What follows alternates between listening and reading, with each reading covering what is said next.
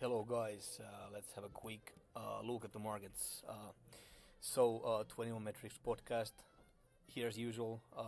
With Timo, we were actually supposed to do this podcast with Quant Juhani, but we had technical difficulties, so we were unable to do that, unfortunately. But anyways, there's a lot of things going on. Bitcoin has recovered a lot. And climbed to 65k, so markets look pretty good. And there is a lot of stablecoin demand, for example, I wanted to discuss, so let's get right into the context.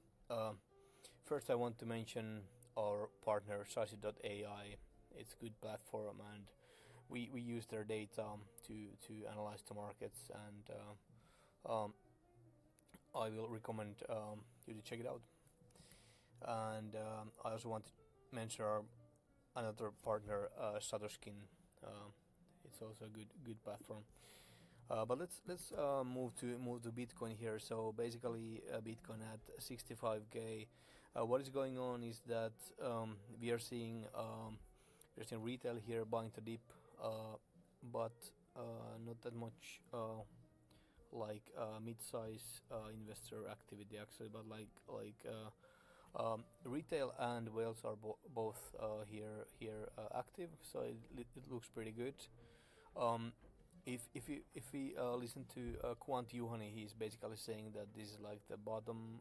His data is showing that the market has bottomed here, and like the second half of the year will be a lot more positive. We can dive into his charts later here.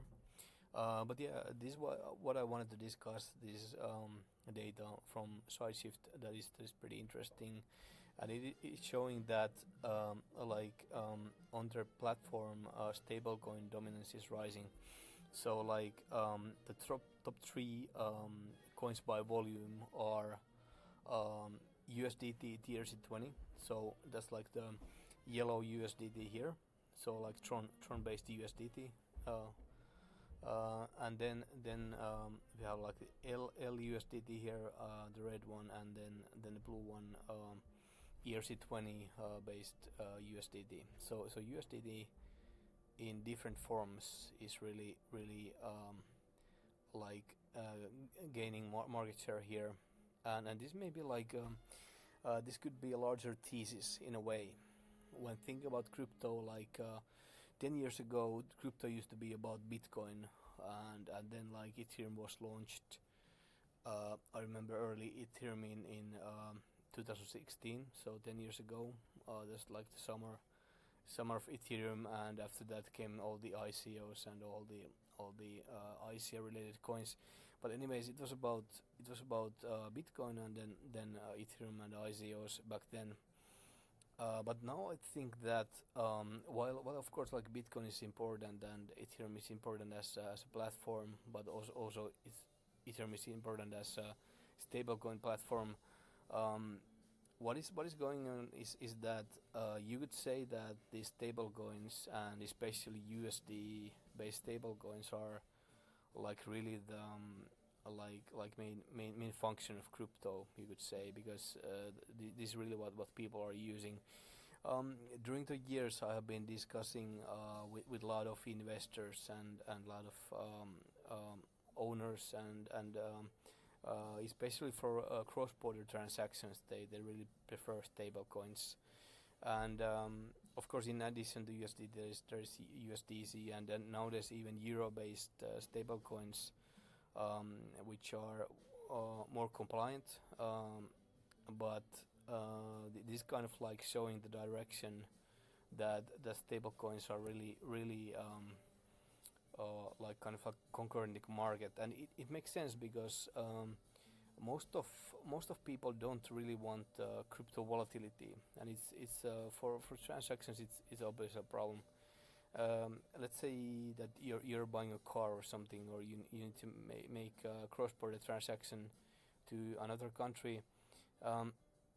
While I'm making the transaction, crypto, like the classic crypto volatility is such so high that while you're making that transaction, let's say you're moving like 10k or something, um, like it could really mess your transaction, like the volatility, because it could, like, let's say you're using Tron or something, or Solana, and if you're unlucky, it really, like, the price could drop like 20% during the transaction, or like before the other party gets it, or before the client gets it, and nobody wants to get exposure to that volatility. And what you are using instead is that, obviously, you're using the stable coins, which we're seeing here, and that's USDT. Um, think about compliance. Nick Carter recently mentioned that like it's funny that like if you compare USDT and USDC, the Tether-owned USDT is actually more compliant in that sense that they actually freeze accounts when authorities contact them. But what happens with USDC is that's the Circle stablecoin, kind of like the competition of USDT. What happens is when you contact Circle is that they will demand that you need a court order, and they're basically saying that we are not doing anything without a court order. So it's a bit funny that actually the Tether-based USDT is doing more cooperation with the authorities, like with freezing the funds. It's a bit funny, but that's the way it is. Of course, nowadays there are euro-based stablecoins too, which are interesting, but their volume is still very low compared to this USD-based stablecoin. So apparently, dollar is the main currency which you use to tie these stable coins. And obviously, like, the demand for USD is still high, still like the dominant currency globally, and people just want it. So that's really the story of the game here. Obviously, we also have like gold-based stable coins like PaxG and XAUT, like Pax Gold and Tether Gold, and they have been gaining popularity too, but they are still not showing here on Decisive data, but they are popular in other platforms. So yeah, tokenized USD, tokenized gold. These really are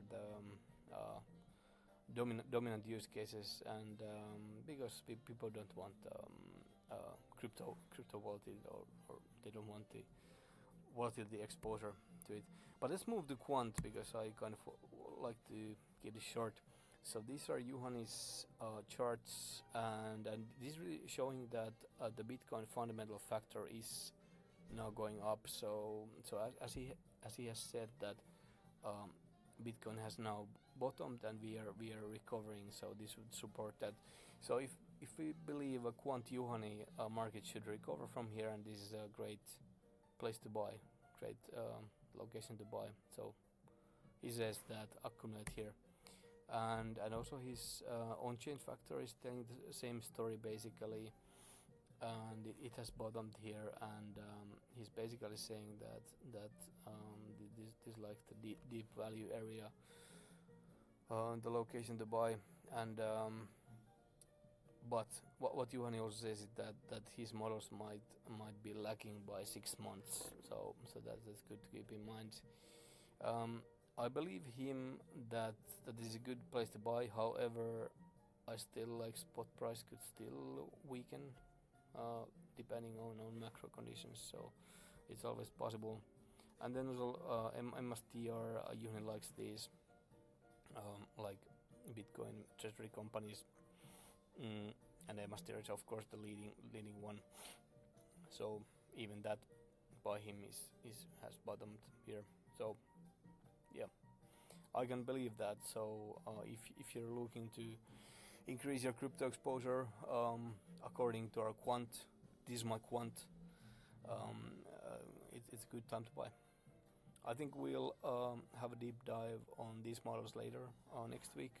So we can wrap this up. Thank you for watching, and hopefully you are having a pleasant summer, and see you next time.